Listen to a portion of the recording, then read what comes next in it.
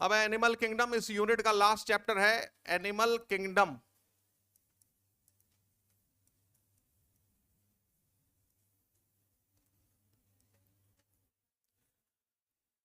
अब देखो animal kingdom में सबसे पहला जो चीज जिक्र किया गया है, बेसिस ऑफ क्लासिफिकेशन।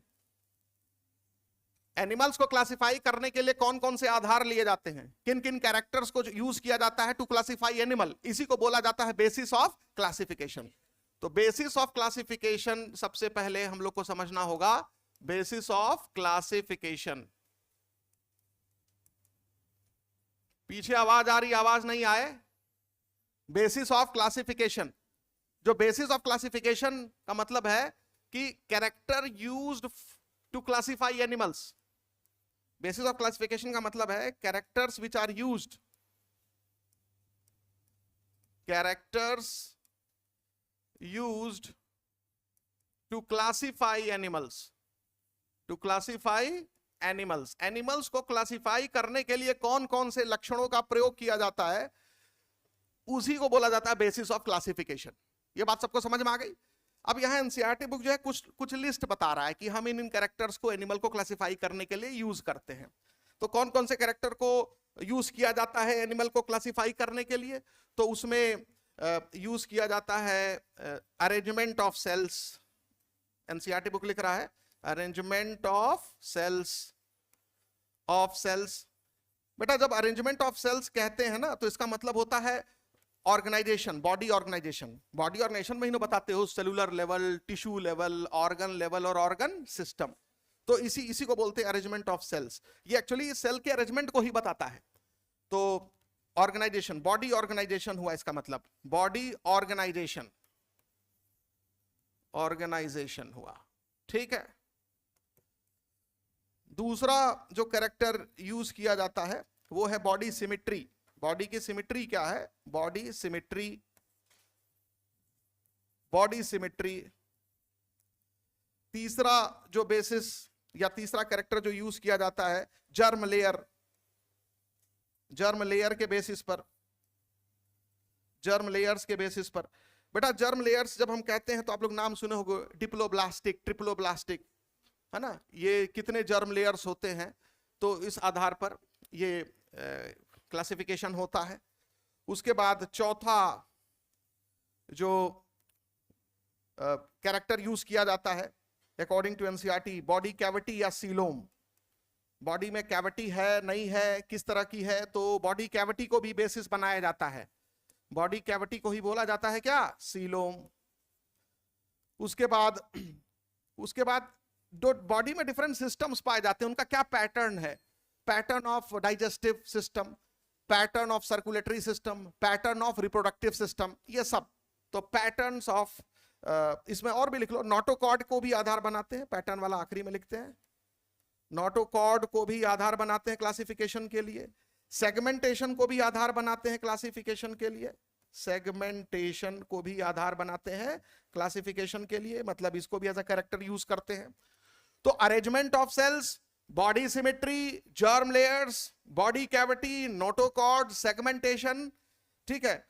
उसके बाद लिख लेना वही जो पैटर्न की बात हमने की थी, पैटर्न्स ऑफ, मिला कि नहीं मिला ये सब, patterns of digestive, circulatory and respiratory, reproductive system, patterns of digestive, circulatory, reproductive systems. अच्छा एक चीज बता दें, रिस्पिरेटरी जो सिस्टम है इस आधार पर भी तो हम लोग क्लासिफाई करते हैं, भाई केचुआ में कैसे रिस्पिरेशन हो रहा है, पढ़ते नहीं पढ़ते, एनिलिडा में, आर्थ्रोपोडा में कैसे हो रहा है। तो ये एक एग्जांपल दे रहा है कि डाइजेस्टिव सिस्टम के बारे में बता दिया, कंप्लीट है कि इनकम्प्लीट है। सर्कुलेटरी सिस्टम के बारे में बता दिया, ओपन है कि क्लोज्ड है। रिस्पिरेटरी सिस्टम की अगर जिक्र करेंगे तो कौन सा रिस्पिरेटरी ऑर्गन है ना, किसमें लंग्स है, किसमें गिल्स है, किसमें ट्रैकिया है, क्लासिफिकेशन करते हो कि नहीं करते हो। तो वो अगर रिप्रोडक्टिव लिखा है तुम रिस्पिरेटरी भी ऐड कर दो। वो मतलब एग्जांपल दे रहा है कि हम जो डिफरेंट बॉडी में सिस्टम्स पाए जाते हैं उनका क्या पैटर्न है, इस आधार पर भी क्लासिफिकेशन करते हैं, ठीक है। तो pattern of digestive, circulatory, reproductive, respiratory, excretory, etcetera. सारे सिस्टम के पैटर्न जितना पॉसिबल हो सकता है वो हम यूज कर सकते हैं। ये कुछ उसमें से बोल रहा है कि इसमें से सारे तो डिस्कस नहीं किया जा सकते इंट्रोडक्शन में, कुछ को हम लोग यहां पर डिटेल में डिस्कस करेंगे। कितने लोगों को क्लियर हो गया चीज? तो एनिमल का जब क्लासिफिकेशन किया जाता है तो क्लासिफिकेशन के लिए कौन कौन से कैरेक्टर कॉमनली यूज किए जाते हैं, तो उसमें अरेंजमेंट ऑफ सेल यूज किया जाता है, बॉडी ऑर्गेनाइजेशन यूज किया जाता है, ठीक है, जर्म लेयर यूज किया जाता है, बॉडी कैविटी या सीलोम को यूज किया जाता है, नोटोकॉर्ड को यूज किया जाता है, सेगमेंटेशन को यूज किया जाता है, फिर digestive system, circulatory system, reproductive system, respiratory system, excretory system, nervous system. बोलता ना कि नर्वस सिस्टम फेबली डेवलप्ड है, वेल डेवलप्ड है, जो भी सिस्टम अगर है एग्जिस्ट कर रहा है एनिमल्स के बीच में, कुछ में है कुछ में नहीं है, तो वो भी तो क्लासिफिकेशन का एक आधार बन गया। तो ये ध्यान रखना है कि क्लासिफिकेशन के बेसिस के लिए जो कैरेक्टर्स आसानी से आपको मिल जाए वो सारे बेसिस बना लेंगे, ठीक है। चलिए अब इनको हम बारी बारी डिस्कस करते हैं। सबसे पहले आते हैं बॉडी ऑर्गेनाइजेशन पर।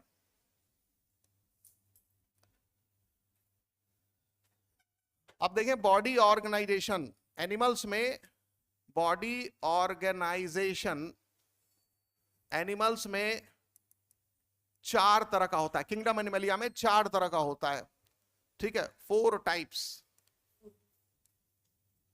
ठीक है। अब ये जो 4 तरह का बॉडी ऑर्गेनाइजेशन होता है, एक होता है cellular level,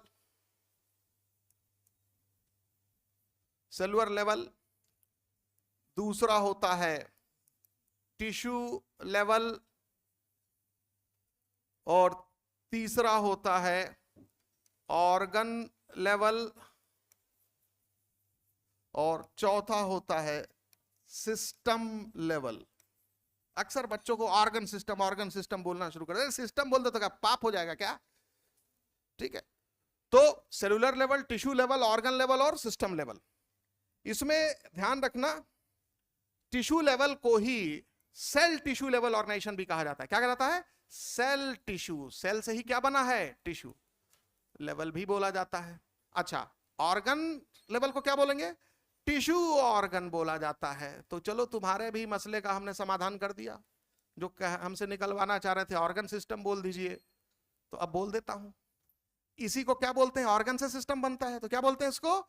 organ system, organ system level of organisation, ठीक है।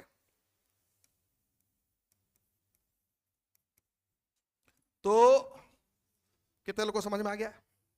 तो आप सिस्टम लेवल बोलो, अपने आप अंडरस्टूड है। वो सिस्टम बना किससे होगा? ऑर्गन से ही तो बना होगा। तो ऑर्गन सिस्टम बोलो या सिस्टम लेवल बोलो, बात एक ही है, ठीक है।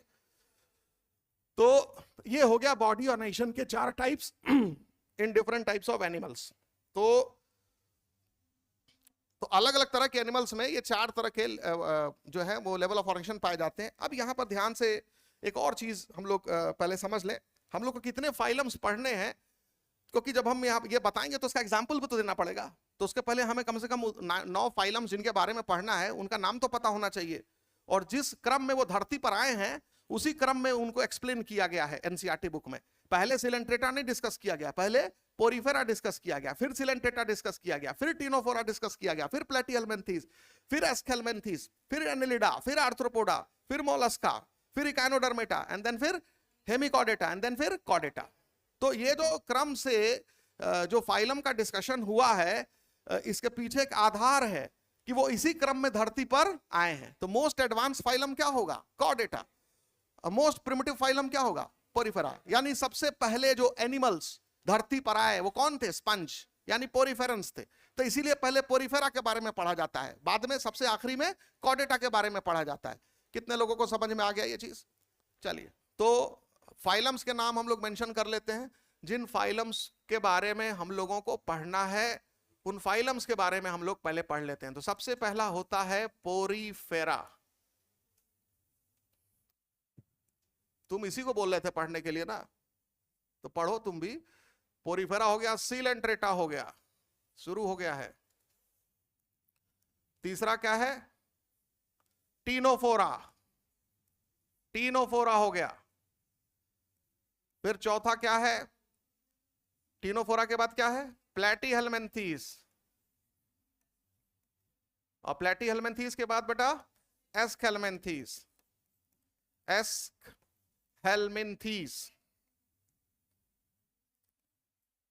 एस्केलमिन्थीस, उसके बाद एनेलेडा, एनेलेडा हो गया, फिर आर्थ्रोपोडा, आर्थ्रोपोडा, उसके बाद हाँ मोलस्का हो गया,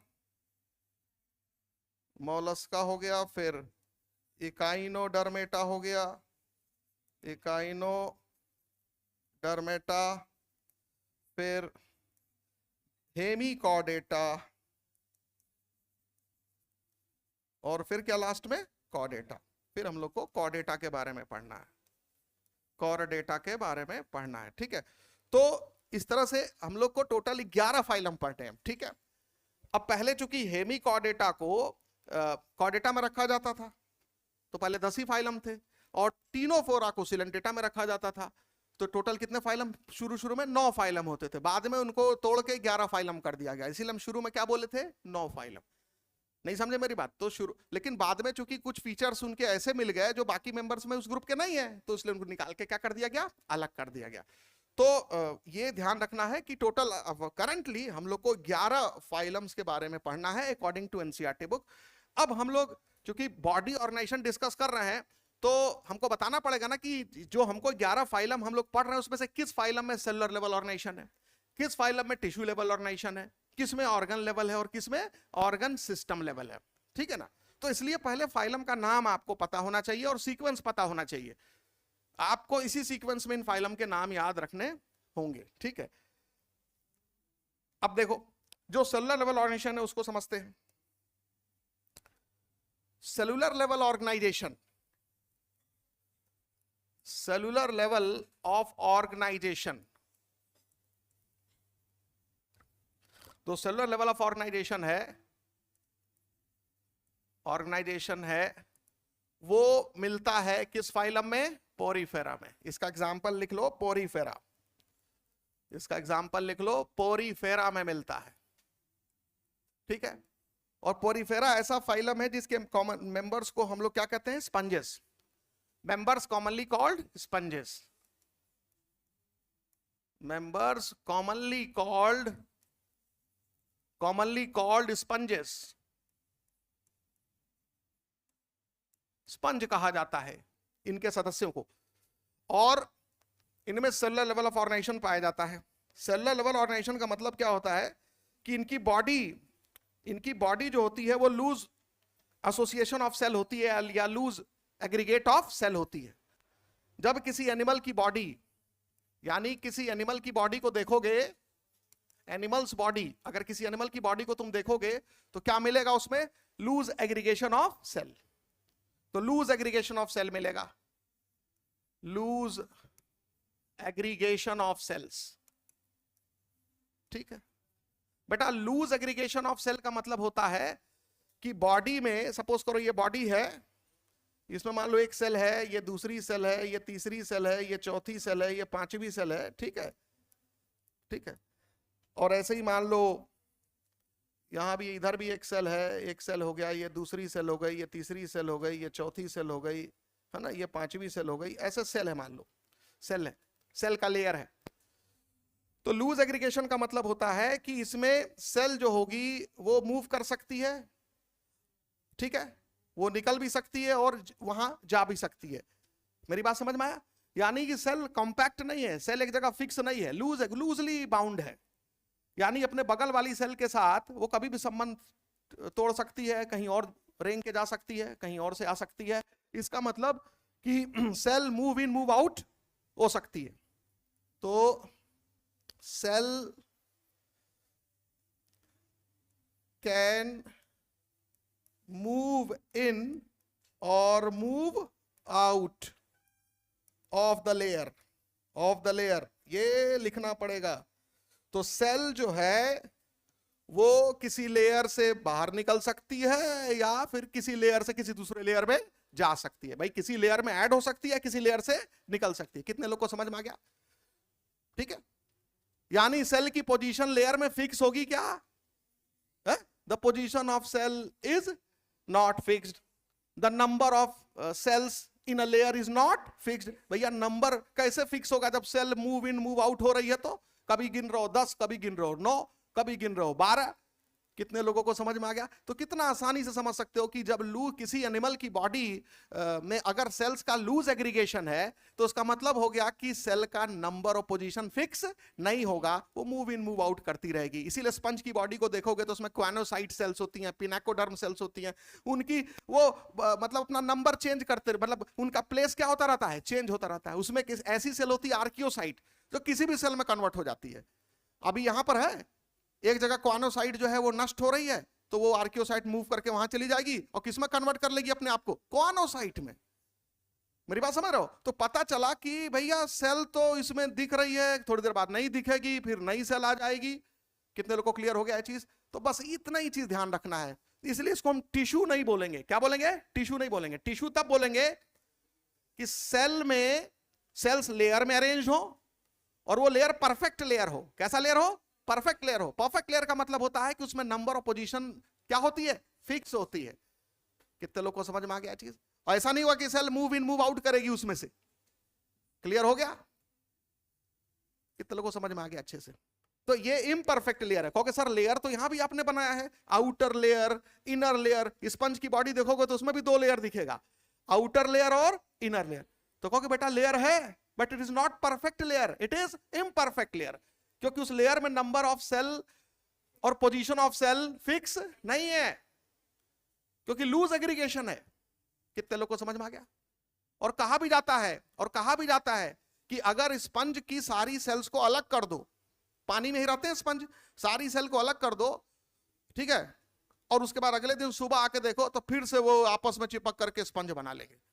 इसीलिए स्पंज की बॉडी को रिपब्लिक ऑफ सेल कहा जाता है। क्या कहा जाता है? यानी हर सेल आजाद है, किसी के साथ वो जा सकती है। कितने लोगों को क्लियर हुआ?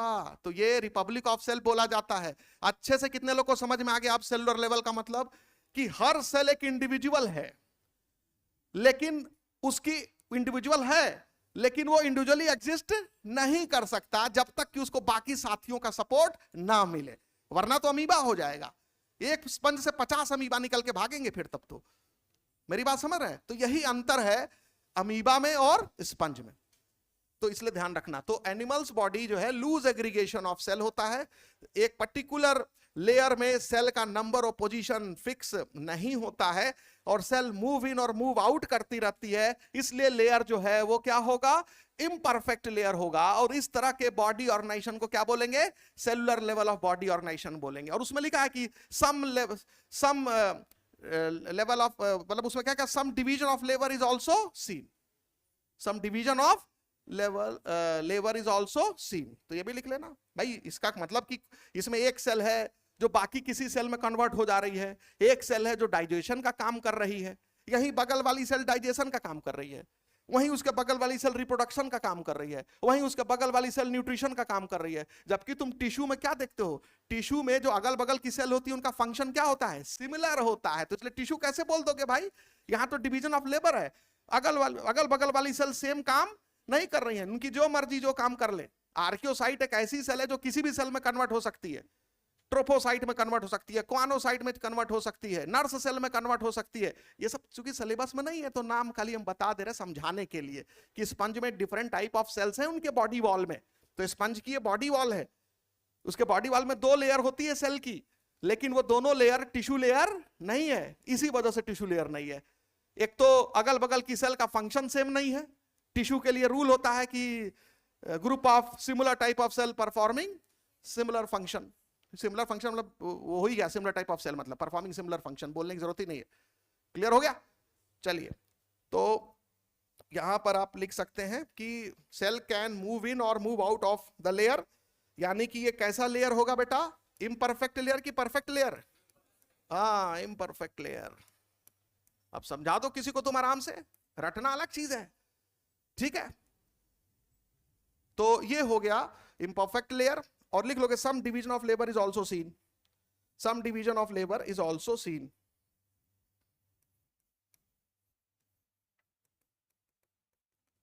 लेबर की स्पेलिंग क्या बेटा? LABO। तो some division of labour is also seen, ठीक है? तो कार्यों का बंटवारा जो है वो कोशिकाओं के बीच में देखा जाता है। क्या? कार्यों का बंटवारा कोशिकाओं के बीच में देखा जाता है। अभी शुद्ध हिंदी पढ़ाने लगे तो बहुत लोग को नहीं समझ में आएगा, ठीक है। माइटोकॉन्ड्रिया की हिंदी क्या है? सूत्र कणिका। और एंजाइम की हिंदी? एंजाइम की हिंदी जब मैं कोटा में था तो वहां 2 बैच पढ़ाता था, 2 तरह के बैच पढ़ाता पड़ता था। एक शुद्ध हिंदी मीडियम,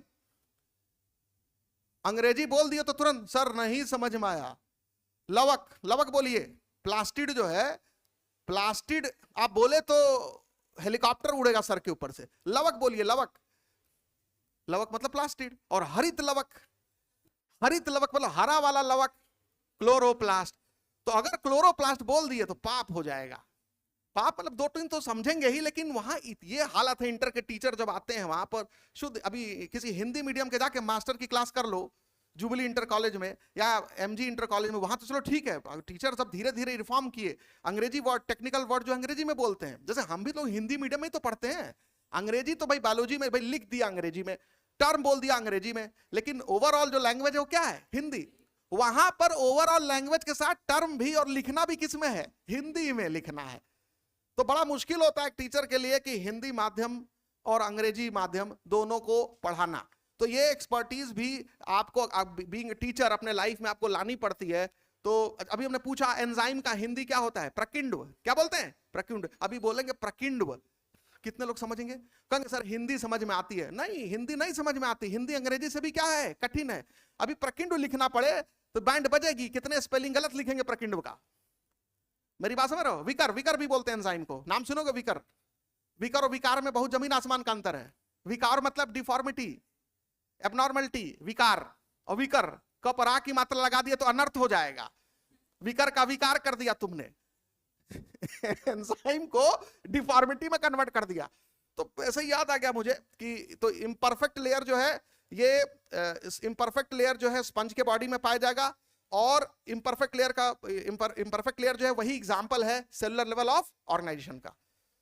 अच्छे से कितने लोगों को समझ में आ गया चीज? ठीक है, चलिए। तो एनसीईआरटी बुक ने ये लाइन लिखा है और ये लिखा है और हमने समझाने के लिए बना दिया, ठीक है। अब आ जाते हैं दूसरा, टिश्यू लेवल बॉडी ऑर्गेनाइजेशन। हटाए इस फ्रेम को, चलिए। टिश्यू लेवल बॉडी ऑर्गेनाइजेशन,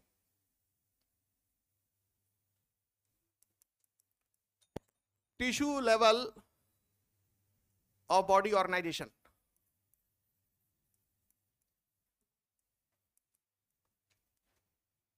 बेटा tissue level of body organisation जो है वो लिख लो एग्जांपल। पहले 2 फाइलम्स में देखा जाता है जिनको आपको पढ़ना है, एक तो सीलेंट्रेटा और दूसरा है टीनोफोरा। टीनोफोरा बेटा, सीलेंट्रेटा और टीनोफोरा, ध्यान रखना 2 फाइलम है जिसमें tissue level of body organization देखा जाता है। पहले टीनोफोरा को सीलेंट्रेटा में ही रखा जाता था, ये बाद में फाइलम अलग, मतलब पूछा था टीनोफोरा किस फाइलम से निकला है? सीलेंट्रेटा से निकला है, ध्यान रखना। इसीलिए देखोगे कि जब इन 2 फाइलम की प्रॉपर्टी पढ़ोगे तो गैस्ट्रोवेस्कुलर कैविटी इसमें भी है, गैस्ट्रोवेस्कुलर कैविटी उसमें भी है, ठीक है ना। तो इंपॉर्टेंट चीज आपको ध्यान रखना है कि बहुत सारी फीचर जो है इन दोनों के मैच करेंगे। अब टिश्यू लेवल ऑर्गेनाइजेशन का मतलब क्या होता है? टिश्यू लेवल ऑर्गेनाइजेशन का मतलब क्या होता है? भाई देखो, हाइड्रा को दिमाग में रखो तुम, इसके भी बॉडी में कितने लेयर्स होते हैं? 2 लेयर्स होते हैं। बॉडी वॉल में 2 लेयर्स होते हैं सेल्स के, एक लेयर ये हो गया, एक लेयर ये हो गया। तो कहोगे सर आपने स्पंज की बॉडी में भी सेल का 2 लेयर बनाया था और आप हाइड्रा की बॉडी में भी स्पंज का सेल का 2 लेयर बना रहे हैं, तो अंतर क्या है दोनों में? भैया ये परफेक्ट लेयर है। कैसा लेयर है? परफेक्ट लेयर है ये, परफेक्ट लेयर है ये। परफेक्ट लेयर कहने का मतलब ये समझ जाओ कि इसमें cells move in move out नहीं करेंगी, सेल का नंबर ऑफ पोजीशन क्या रहेगा? फिक्स रहेगा। यही अंतर होता है स्पंज और हाइड्रा में। दोनों की बॉडी में 2-2 लेयर, दोनों की बॉडी वॉल में 2-2 लेयर। एक में लेयर में सेल का नंबर ऑफ पोजीशन फिक्स नहीं है, वो रिपब्लिक ऑफ सेल है, और एक में सेल जहां पर है वहीं रहेगी, वहां से हिले डुलेगी नहीं, उस लेयर में सेल वही रही, हाँ मरेगी तभी और उसको कोई रिप्लेस कर देगा तब। समझ में आया? तो ये ध्यान रखना है। तो परफेक्ट लेयर में सेल मतलब क्या होता है? Number and position of cell is fixed. ठीक है, इन लेयर, ठीक है, और cells are organized into tissue, इसी को बोलते हैं कि cells are organized into tissue, cells are arranged into tissues, arranged into tissues. तो सेल्स जो है वो अपने आप को टिश्यू के रूप में अरेंज कर लेते हैं, और जब हम टिश्यू कहते हैं तो ठीक है, इसको कहोगे कि group of similar cells, similar cells, group of similar cells. Similar cell जब बोलेंगे तो स्ट्रक्चरली सिमिलर, फंक्शनली सिमिलर आ सकता है, इसमें सब कुछ आ सकता है। कितने लोगों को समझ में आ गया चीज? तो कितने लोगों को समझ में आ गया ये चीज? तो ग्रुप ऑफ सिमिलर सेल्स, ये क्या होता है? टिश्यूज, ठीक है। अब टिश्यूज में तो बहुत तरह के टिश्यू होते हैं, सिंपल टिश्यू, कॉम्प्लेक्स टिश्यू। अब जाइलम फ्लोएम मत दिमाग में याद कर लेना, सर वहां तो ग्रुप ऑफ सिमिलर सेल नहीं है, तो भैया इसीलिए तो कॉम्प्लेक्स टिश्यू है, वो अलग तरह का टिश्यू है। कहोगे सर ब्लड भी तो टिश्यू है, सर उसी में तो आरबीसी भी है, डब्ल्यूबीसी भी है, तो सिमिलर टाइप ऑफ सेल कहाँ है? अरे भैया तो 10 ठो आरबीसी दिख रही है, सिमिलर नहीं है, 10 उसी में डब्ल्यूबीसी दिख रहे हैं, सिमिलर नहीं है। और वो हम जब टिश्यू को डिफाइन करते हैं तो हमारे दिमाग में एपिथेलियल टिश्यू रहता है। परफेक्ट टिश्यू कौन है? एपिथेलियल। ब्लड तो स्पेशल टिश्यू है, क्यों स्पेशल चीज को लेके आ रहे हो? कनेक्टिव टिश्यू, कनेक्टिव टिश्यू जो होता है वो उसमें क्या होगा? उसमें क्या होगा? तो वो नॉर्मल जो हमारे टिश्यू की डिफिनीशन उसको फॉलो थोड़ी ना करता है। हम जब नॉर्मल टिश्यू का डिफिनीशन देते हैं, प्लांट में टिश्यू देखोगे तो अलग तरह का दिखता है, एनिमल में टिश्यू देखोगे तो अलग तरह का दिखता है।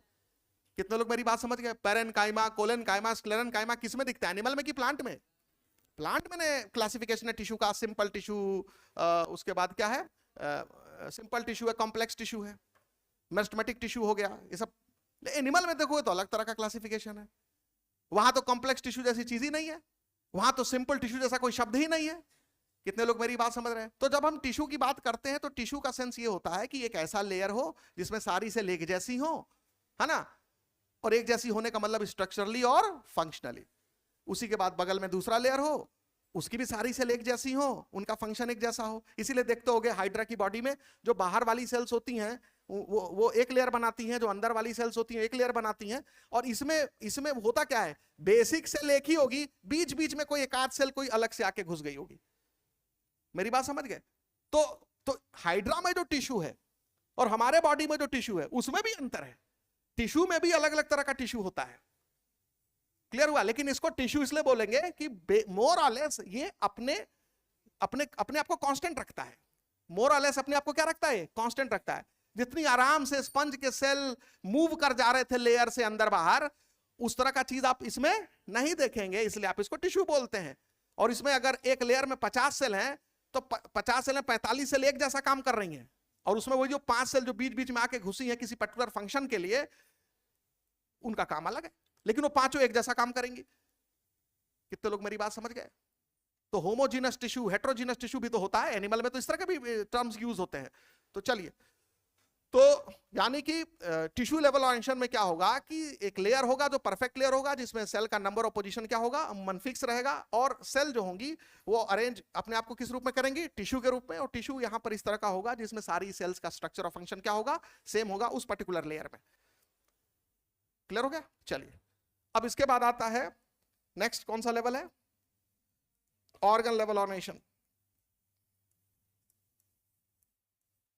Organ level of body organisation, body organisation. भाई organ level of body organisation जो है वो उसका एक ही एग्जांपल है। क्या है बेटा? इसका एक ही एग्जांपल है। कौन सा एग्जांपल है इसका? प्लैटीहेल्मिन्थेस। प्लैटीहेल्मिन्थेस में देखा जाता है ये। ऑर्गन लेवल में करना कुछ नहीं है। जब टिश्यू बन गया तो कई डिफरेंट टिश्यूज मिलकर क्या बनाते हैं? ऑर्गन। तो various tissues,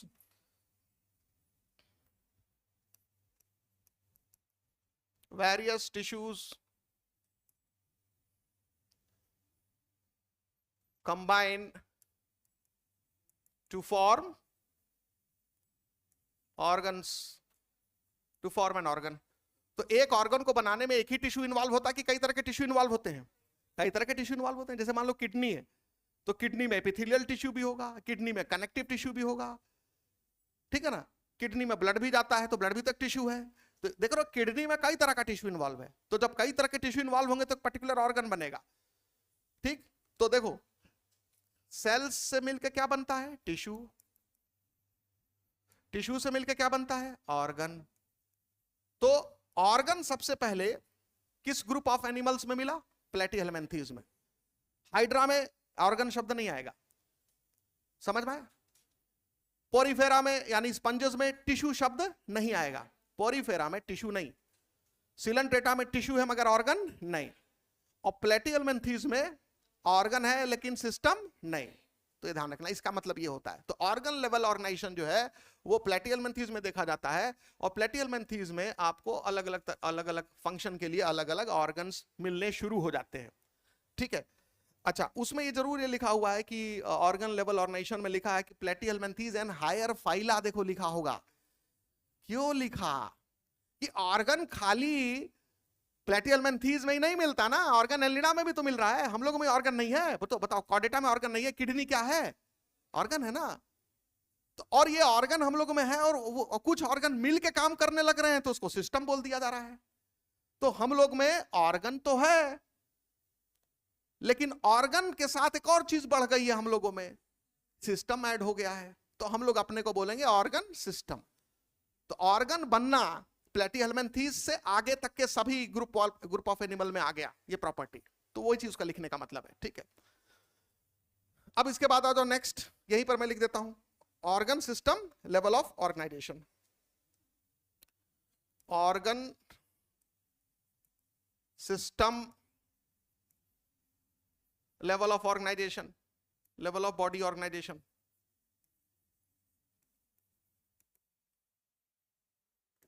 organ system level of body organisation में देखो क्या होगा, इसका एग्जांपल लिख लो। इसका एग्जांपल एस्के हेलमिन्थीज से लेकर के कॉर्डेटा तक होता है। एस्क हेलमिन्थीज टू कॉर्डेटा, एस्क हेलमिन्थीज से लेकर के कॉर्डेटा तक, बीच के सारे फाइलम आपको लिखवा चुके हैं, तो सारे, ठीक है। मतलब पहला फाइलम था सेलुलर लेवल, दूसरा और तीसरा फाइलम था टिश्यू लेवल, और चौथा फाइलम था ऑर्गन सिस्टम, ठीक है ना। और बाकी 7 फाइलम जो है एस्के हेलमिन्थीज से लेके वो ऑर्गन सिस्टम लेवल ऑर्गेनाइजेशन दिखाते हैं। अब इसमें क्या होता है कि कई ऑर्गन कोऑर्डिनेशन में मिलकर काम करते हैं और क्या बनाते हैं, सिस्टम। यानी organ system level of organization का मतलब क्या होता है कि कई ऑर्गन जब मिल करके आपस में काम करने लगे। देखो प्लेटीहेल्मिन्थीज में ऑर्गन बना था, लेकिन वो ऑर्गन कोऑर्डिनेशन में काम नहीं कर रहे थे। फ्लेम सेल अलग काम कर रही है, उसका नर्वस सिस्टम से कोई लेना देना नहीं है। नर्वस मतलब नर्वस सिस्टम वर्ड मेरे मुंह से निकल गया, उसमें भी नर्व हैं, उसमें भी नर्व्स होती हैं, लेकिन वो नर्व फ्लेम सेल को नहीं कुछ बोल रही है क्या चलो तुम कुछ बनाओ कुछ करो, कोई कोऑर्डिनेशन नहीं है। लेकिन हमारी किडनी अगर ब्लड को फिल्टर कर रही है तो किडनी के साथ यूरेटर निकला हुआ है। यूरेटर अलग ऑर्गन है, किडनी से एक ट्यूब निकला रहता है यूरेटर, और यूरेटर जाता है एक ब्लैडर में, यूरिनरी ब्लैडर, और उसके आगे एक पाइप होती है यूरेथ्रा। तो यूरेथ्रा हो गया, यूरिनरी ब्लैडर हो गया, यूरेटर हो गया और किडनी हो गया। 4 ऑर्गन मिलकर के ऑर्गन सिस्टम, और उसको बोला जाता है एक्सक्रीटरी सिस्टम। समझ में? तो एक्सक्रीटरी सिस्टम हो गया तो चारों का नाम लोगे, और एक्सक्रीटरी मेन एक्सक्रीटरी ऑर्गन बोल दिया तो किडनी, एसेसरी एक्सक्रीटरी ऑर्गन बोल दिया तो यूरेटर, यूरिनरी ब्लैडर, यूरेथ्रा। समझ में आया? तो ये ऑर्गन भी है और सिस्टम भी है। मेरी बात समझिए। और ऑर्गन अकेले के लिए इंडिपेंडेंटली काम नहीं कर रहा है, मिलकर काम कर रहा है, इसीलिए यहां सिस्टम शब्द जोड़ना जरूरी है। प्लेटीहेल्मिन्थीज में ऑर्गन कई सारे हैं, लेकिन मिल के बहुत रेयरली देखा जाता है काम करते हैं, इसीलिए वहां सिस्टम शब्द से बचा जाता है और क्या बोल देते हैं, ऑर्गन लेवल ऑर्गेनाइजेशन। लेकिन हमारे बॉडी में क्या है, कई ऑर्गन मिल के काम कर रहे होते हैं, और उसमें से एक भी ऑर्गन में अगर प्रॉब्लम आ गई तो पूरा सिस्टम खराब हो जाएगा। यूरेटर खराब हो गया, यूरेटर बंद हो गया तो किडनी का फिल्ट्रेशन खत्म हो जाएगा। यूरिनरी ब्लैडर जो है वो उसमें प्रॉब्लम आ गई तो भी यूरिन फॉर्मेशन पर प्रभाव पड़ेगा। यूरेथ्रा में प्रॉब्लम आ गई तो भी किडनी के फंक्शन पर असर पड़ेगा। कितने लोग मेरी बात समझ गए? तो एक ऑर्गन का असर दूसरे ऑर्गन के फंक्शनिंग पर जब पड़ने लगे तो समझ जाओ वो दोनों ऑर्गन एक दूसरे से कोऑर्डिनेशन में काम कर रहे हैं, मतलब एक सिस्टम का हिस्सा है। क्लियर हुआ? अब हम कहते हैं कि साहब सर्कुलेटरी सिस्टम और रेस्पिरेटरी सिस्टम, यहां हमारे यहाँ ये दोनों सिस्टम भी आपस में जुड़े हुए हैं। अगर ब्लड प्रेशर हाई हो जाता है तो उसका असर हार्ट पर ही नहीं पड़ता, किडनी पर भी पड़ता है। तो सर्कुलेटरी सिस्टम में प्रॉब्लम हुई तो उसका असर किस सिस्टम पर पड़ गया? रेस्पिरेटरी सिस्टम पर पड़ गया। तो ऐसा नहीं है कि ऑर्गन मिल करके चार एक सिस्टम बनाए और दूसरे ऑर्गन तीन मिलके एक अलग सिस्टम बनाए और दोनों सिस्टम बिल्कुल इंडिपेंडेंट है। हमारे सिस्टम भी आपस में मिलके काम कर रहे हैं, एक सिस्टम का असर दूसरे सिस्टम पर पड़ता है। कितने लोगों को क्लियर हो गया ये चीज? तो इसलिए यहां पर सिस्टम शब्द बहुत इंपॉर्टेंट है। और सिस्टम खाली एक ही, कोई भी सिस्टम हम लोग के बॉडी में आइसोलेटेड नहीं है, एक सिस्टम दूसरे सिस्टम से डायरेक्टली इनडायरेक्टली कनेक्टेड है। तो इसलिए सिस्टम वर्ड यहां पर याद रखेंगे। सिस्टम का मतलब क्या है? ऑर्गन्स के बीच में भी और अलग अलग सिस्टम के बीच में भी कोऑर्डिनेशन होता है। तो various organ work in coordination to form system, ये मेंशन कर लेना है। Various organs work in coordination to form system, to form a system. Various organs work in coordination to form a system. अच्छा, क्या various system coordination में work करते हैं कि नहीं करते हैं? वो भी करते हैं। तो बोलेगा जिन ऑर्गेनिज्म में organ system level of organization होता है उसमें various organ work in coordination, various systems work in coordination, both of these organ भी कोऑर्डिनेशन में काम कर रहे हैं और सिस्टम भी कोऑर्डिनेशन में काम कर रहे हैं। ठीक है, तो ये हो गया organ system level of organisation. ठीक है, चलिए आगे बढ़ते हैं। अब एनसीईआरटी बुक में क्या लिख रहा है कि ऑर्गन सिस्टम में कुछ सिस्टम का जिक्र कर रहा है। अब जैसे ऑर्गन सिस्टम्स के कुछ एग्जाम्पल दिया है, डाइजेस्टिव सिस्टम लिख दिया,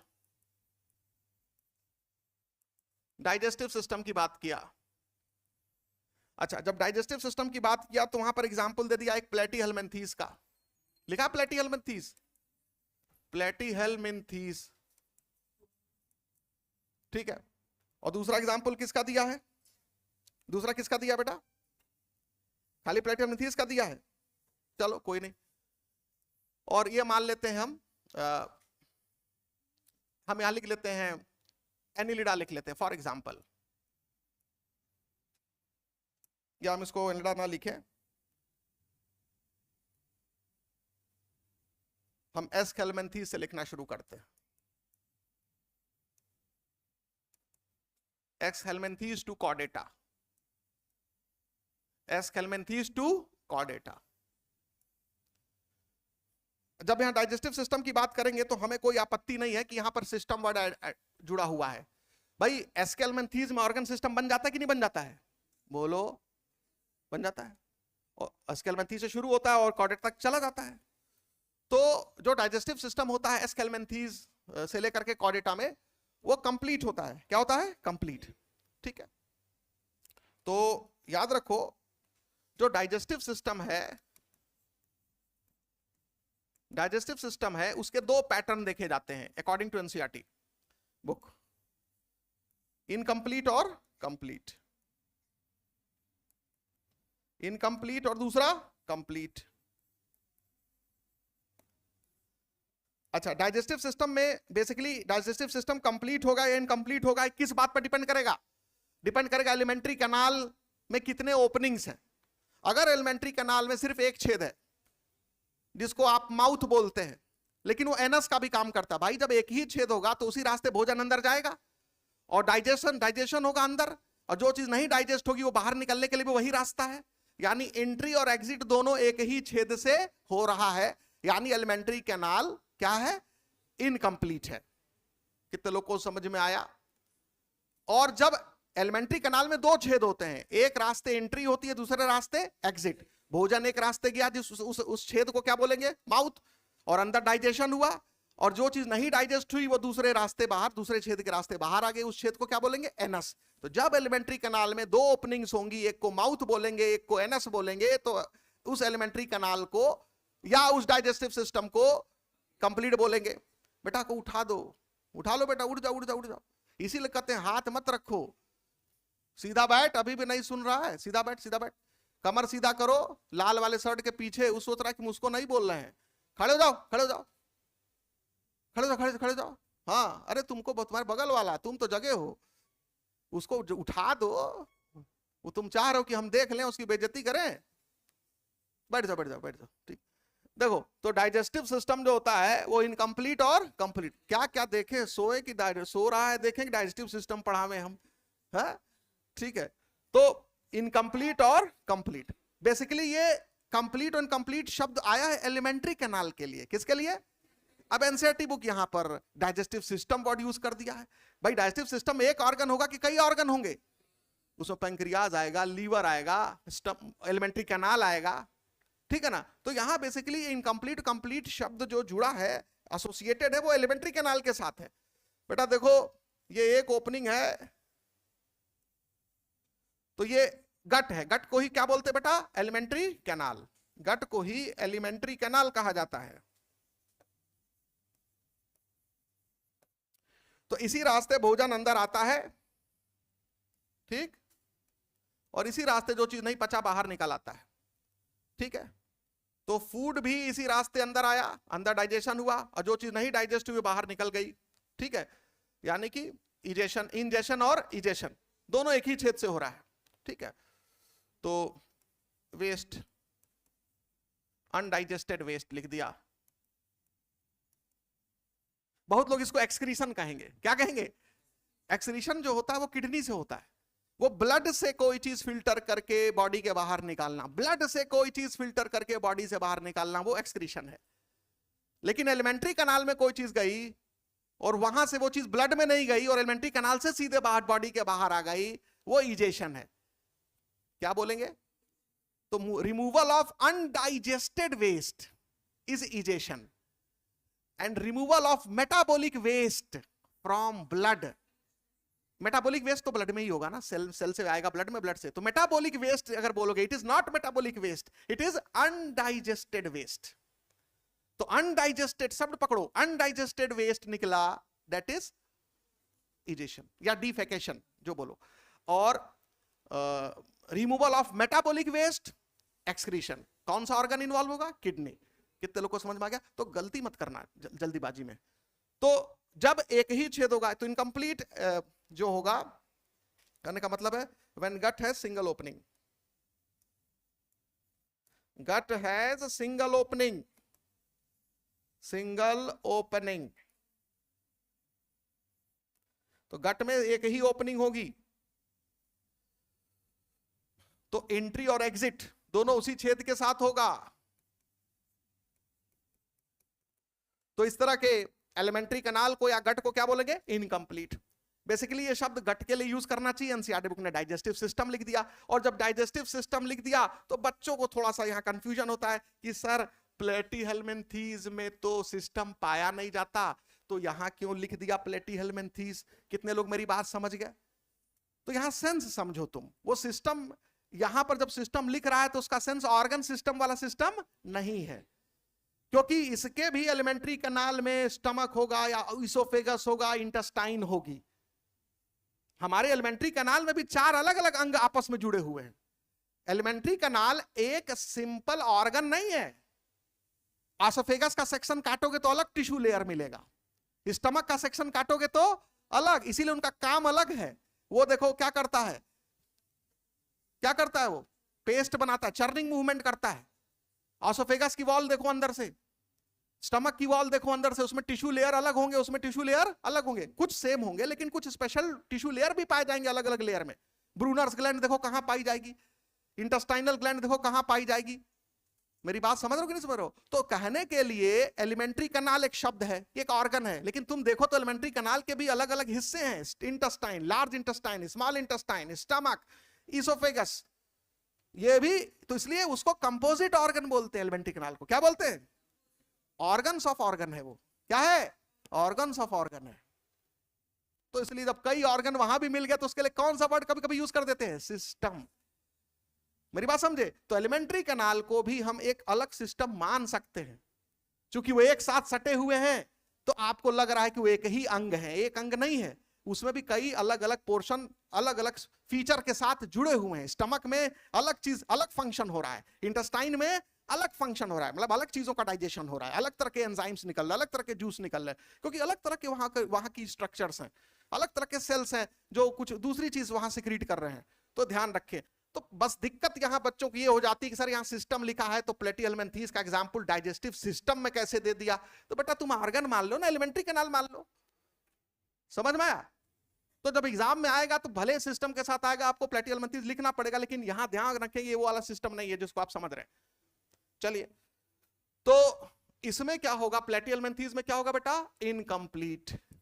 तो इस तरह का चीज आपको प्लेटिहेल्मिन्थेस में देखने को मिलता है। किसमें देखने को मिलता है? प्लेटिहेल्मिन्थेस में। ठीक है, ये क्लियर हो गया? अच्छा, अब देखो, क्योंकि हाइड्रा में भी जाओगे तुम, सिलेंट्रेट्स में भी जाओगे, तो वहां भी लगभग ऐसी चीज देखने को मिलती है, लेकिन सिलेंट्रेट में तो एलिमेंट्री कैनाल होता ही नहीं है। वहां तो टिश्यू लेवल पर मामला खत्म हो जाता है, उसमें तो ऑर्गन बनता ही नहीं है। तो ऑर्गन जब नहीं बना तो फिर इसलिए इसका यहां पर सिलेंट्रेटा या टीनोफोरा का एग्जाम्पल नहीं दिया गया है। ठीक है, लेकिन उसमें भी कुछ इसी तरह की घटना तुम देखोगे। एक ही छेद होगा, उसमें उसी छेद से भोजन अंदर जाएगा और उसी छेद से जो चीज नहीं पचेगा वो बाहर चला आएगा। ये तुमको सिलेंट्रेटा में भी देखने को मिलेगा। ये बात सबको समझ में आ गई? तो इसे, लेकिन कहोगे सर यहां पर फिर हम डाइजेस्टिव सिस्टम में उसको एग्जाम्पल क्यों नहीं दे रहे? क्योंकि वो एलिमेंट्री कैनाल लाइक स्ट्रक्चर है, वो एलिमेंट्री कैनाल नहीं है। कम से कम ऑर्गन तो बन जाता है, यहां ऑर्गन तो बना हुआ है। प्लेटिहेल्मिन्थेस में ऑर्गन है, इसोफेगस होता है, इंटेस्टाइन होता है, एलिमेंट्री कैनाल है उसमें। हाइड्रा में एलिमेंट्री कैनाल नहीं होता, उस जैसी एक कैविटी होती है, वो एनालॉगस है। क्या है? ये होमोलॉगस है, ये होमोलॉगस है, वो एनालॉगस है, इसलिए उसको नहीं दे सकते यहां पर, उस जैसा काम कर रहा है। चलिए, तो यहां पर ये हो गया क्लियर। कितने लोग अच्छे समझ में आ गया कि हमने यहां पर हाइड्रा या टीनोफोरा को क्यों नहीं रखा है? क्योंकि उनमें एलिमेंट्री कैनाल ही नहीं होता। प्लेटिहेल्मिन्थेस में तो होता है ना। हमें दिक्कत तो सिर्फ सिस्टम शब्द से, हमें दिक्कत किससे है? सिर्फ सिस्टम शब्द से, बस और कोई बात नहीं है। चलिए, और दूसरा जो तरह का होता है कंप्लीट, उसमें गट में 2 ओपनिंग्स होती हैं। कितनी? 2 ओपनिंग्स होती हैं। तो गट में 2 ओपनिंग जब होगी, गट में 2 ओपनिंग होगी, ठीक है, तो एक ओपनिंग से फूड गया और दूसरे ओपनिंग से अनडाइजेस्टेड वेस्ट बाहर निकला, तो इसको बोलेंगे कंप्लीट एलिमेंट्री कैनाल, या इसको बोलेंगे कंप्लीट डाइजेस्टिव सिस्टम, जो अकॉर्डिंग टू एनसीईआरटी। तो लिख लीजिए, इसको बना लीजिए, हो गया। तो इनकम्प्लीट डाइजेस्टिव सिस्टम का मतलब gut has 2 openings, gut has 2 openings.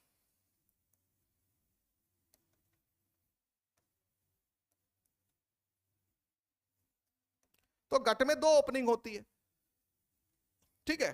तो इनकम्प्लीट का एग्जांपल ये हो गया, और ये कंप्लीट गट है, ठीक है, कंप्लीट गट हो गया ये।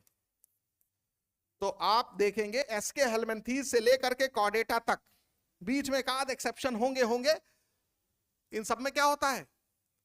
कंप्लीट गट पाया जाता है, ठीक है। एक्सेप्शन है मुझे पता है, लेकिन सिलेबस में नहीं है तो नहीं बता रहे।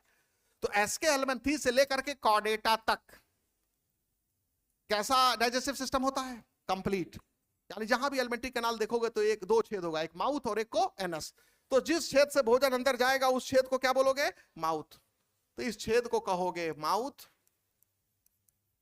और जिस छेद से भोजन बाहर निकलेगा उस छेद को बोलोगे एनस, ठीक है।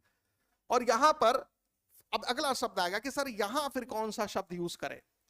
ये तो माउथ और एनस दोनों जैसा काम कर रहा है, तो बोलेंगे माउथ ही टेक्निकली, क्योंकि माउथ और एनस शब्द एम्ब्रियोनिक डेवलपमेंट के आधार पर आता है।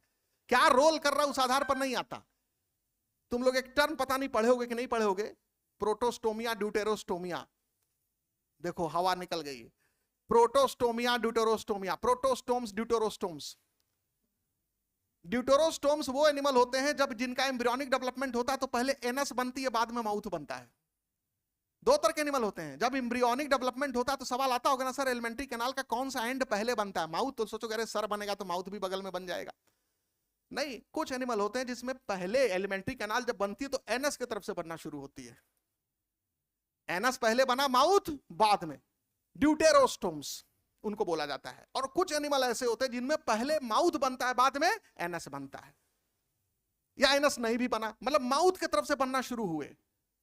तो माउथ की तरफ से बनना शुरू हुए तो उसको माउथ तो बोल दिया, लेकिन वो जब बनना शुरू हुए तो अगला एंड जाकर के खुला ही नहीं, बंद ही रह गया, तो इनकम्प्लीट एलिमेंट्री कैनाल हो गया। तो बनना किधर से शुरू हुआ था?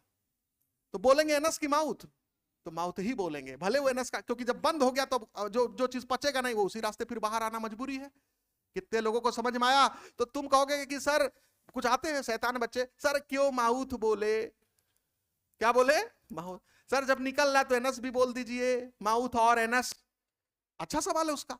लिखने का बेटा इसीलिए तू अभी बच्चा है, तुझे ये नहीं पता कि एम्ब्रियोनिक डेवलपमेंट के आधार पर शब्द यूज किया जाता है कि भाई देखो इस एनिमल में बनना शुरू हुआ माउथ के तरफ से, और नीचे जा रहा नीचे जा रहा नीचे जा रहा, अगर एक छेद खुल गया तो एनस हो गया। इसका नाम क्या है? माउथ। माउथ तो बनना शुरू हुआ था, बंद जा रहा है जा रहा है जा रहा है, खुला नहीं, बंद रह गया, तो माउथ तो बोलोगे ही।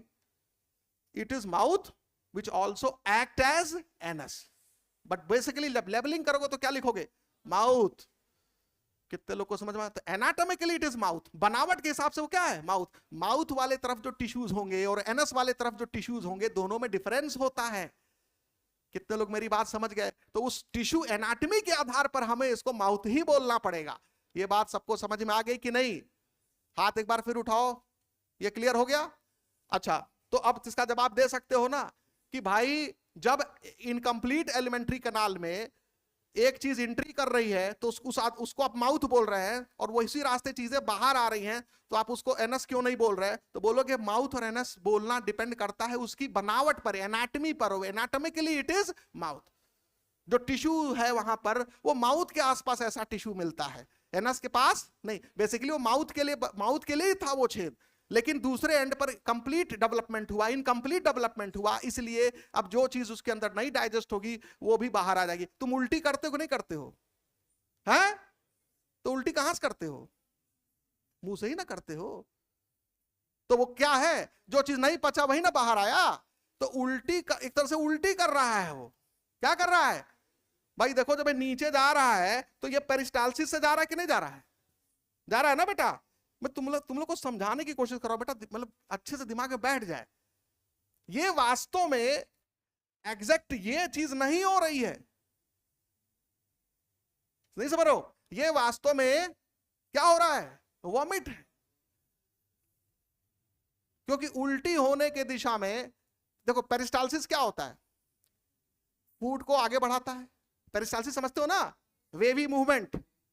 और पेरिस्टालसिस का उल्टा क्या होता है? रिगरगटेशन। क्या बोलते हैं? ये भी नहीं पता। पेरिस्टालसिस का जो अपोजिट मूवमेंट होता है उसको क्या बोलते हैं? रिगरगटेशन। उल्टी होती है रिगरगटेशन से। उल्टी दिशा में जब पेरिस्टालसिस चलने लगे, बेटा भोजन जब अंदर जाएगा तो पेरिस्टालसिस इस दिशा में होगी। अब भोजन को जब ऊपर वापस जाना होगा तो उल्टी दिशा में चलने लगी, रिवर्स पेरिस्टालसिस चलेगी, रिवर्स पेरिस्टालसिस चलेगी। रिवर्स पेरिस्टालसिस को क्या बोलेंगे? रिगरगटेशन। इसमें रिगरगटेशन, इसमें जब वेस्ट मैटर बाहर निकल रहा है तो रिगरगटेशन हो रहा है क्या? ये तो पेरिस्टालसिस ही होता जा रहा है। अंदर आया तो भी पेरिस्टालसिस, बाहर जा रहा है तो भी पेरिस्टालसिस। इसमें अंदर आया तो पेरिस्टालसिस, लेकिन बाहर जा रहा है तो रिगरगटेशन। तो कैसे दोनों सेम है भाई?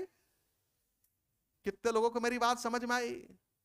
तो ये होता है जब आप बहुत अच्छे से समझे रहते हो तब आपको बिल्कुल कोई कंफ्यूजन नहीं रहता है। अब आप 2 लाइन रट लिए तो कहोगे सर माउथ बोलिए ना, एनस बोलिए ना। हम के माउथ ही ऐसा छेद है जिसमें पेरिस्टालसिस के जरिए भी और रिगरगटेशन के जरिए एग्जिट एंट्री हो सकती है। चलो आगे बढ़ते। तो ये बात सबको समझ में आ गई कि डाइजेस्टिव सिस्टम कंप्लीट और इनकम्प्लीट का मतलब क्या हो गया? क्लियर हो गया? तो डाइजेस्टिव सिस्टम कंप्लीट या इनकम्प्लीट का मतलब होता है कि एलिमेंट्री कैनाल में कितने छेद हैं। एक छेद है तो इनकम्प्लीट, 2 छेद है तो कंप्लीट। 2 छेद होगा तो एक छेद को एनस, दूसरे छेद को माउथ। और अगर एक छेद होगा तो हमेशा उस छेद को माउथ ही कहेंगे, कोई विवाद नहीं है ना। भले ही उससे अनडाइजेस्टेड वेस्ट मैटर बाहर आ रहा है तो आ रहा है, तो वो पेरिस्टालसिस से नहीं आएगा, रिवर्स पेरिस्टालसिस से आएगा। चलो आगे बढ़ते हैं। अब उसके बाद दूसरा जो सिस्टम का एग्जांपल दे रहा है, सर्कुलेटरी सिस्टम। सर्कुलेटरी सिस्टम का जिक्र है ना बेटा इसके बाद। है ना। उसमें सर्कुलेटरी सिस्टम बता रहा है एनिमल्स में दो तरह के होते हैं, कुछ में तो एब्सेंट होता है, कुछ में तो एब्सेंट होता है circulatory system, absent in some. Circulatory system कुछ में एब्सेंट होता है। अब जाहिर सी बात है प्लेटीहेल्मिन्थीज में सर्कुलेटरी सिस्टम होगा नहीं, ठीक है। एस्केल्मिन्थीज में सर्कुलेटरी सिस्टम होगा नहीं। एस्केरिस में सर्कुलेटरी सिस्टम होता है क्या? नहीं होता। सर्कुलेटरी सिस्टम की शुरुआत एनिलिडा से होती है। कहां से होती है? तो याद रखो सर्कुलेटरी सिस्टम जो होता है एब्सेंट इन सम, उसमें हम लिख देते हैं, क्योंकि सिस्टम की बात कर रहे हैं तो एस्केल्मिन्थीज लिख देते हैं, ठीक है ना। एस्केल्मिन्थीज में लिख देता हूं।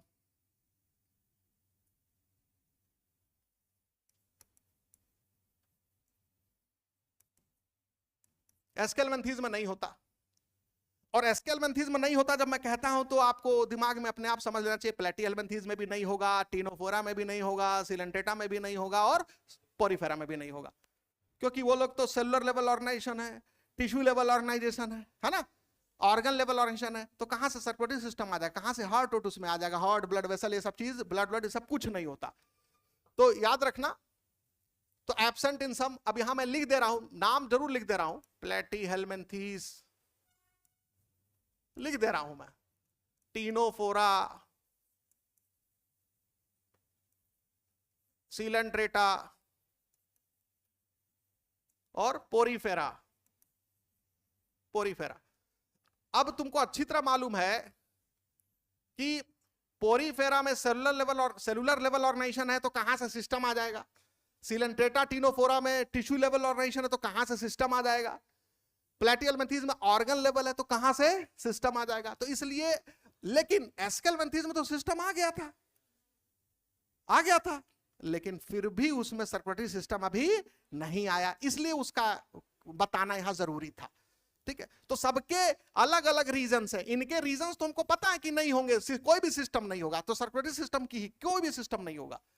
लेकिन एस्केल्मिन्थीज में तो सिस्टम बनना शुरू हो गया, नर्वस सिस्टम है, एक्सक्रीटरी सिस्टम है, डाइजेस्टिव सिस्टम है, लेकिन सर्कुलेटरी सिस्टम नहीं है। तो सबसे पहले सर्कुलेटरी सिस्टम जो मिला वो एनिलिडा से मिला। जो हम लोग को 11 फाइलम पढ़ना, उसमें किस फाइलम में सर्कुलेटरी सिस्टम का जिक्र सबसे पहली बार हुआ है? एनिलिडा। तो लिख लो, present from Annelida to Chordata, यानी एनिलिडा से कॉर्डेटा तक, एनिलिडा से कॉर्डेटा तक ये प्रेजेंट रहता है। अब जब प्रेजेंट रहता है तो उसमें दो टाइप्स के होते हैं, कुछ में ओपन टाइप, कुछ में क्लोज टाइप, ये बता रहा है। तो सर्कुलेटरी सिस्टम दो तरह का होगा, ओपन टाइप और क्लोज टाइप। क्लोज्ड। अच्छा, ओपन टाइप में क्या होता है, इसमें चार लिख लेना। इसमें ब्लड जो होगा वो ब्लड वेसल के बाहर आ जाता है, blood comes out of blood vessels,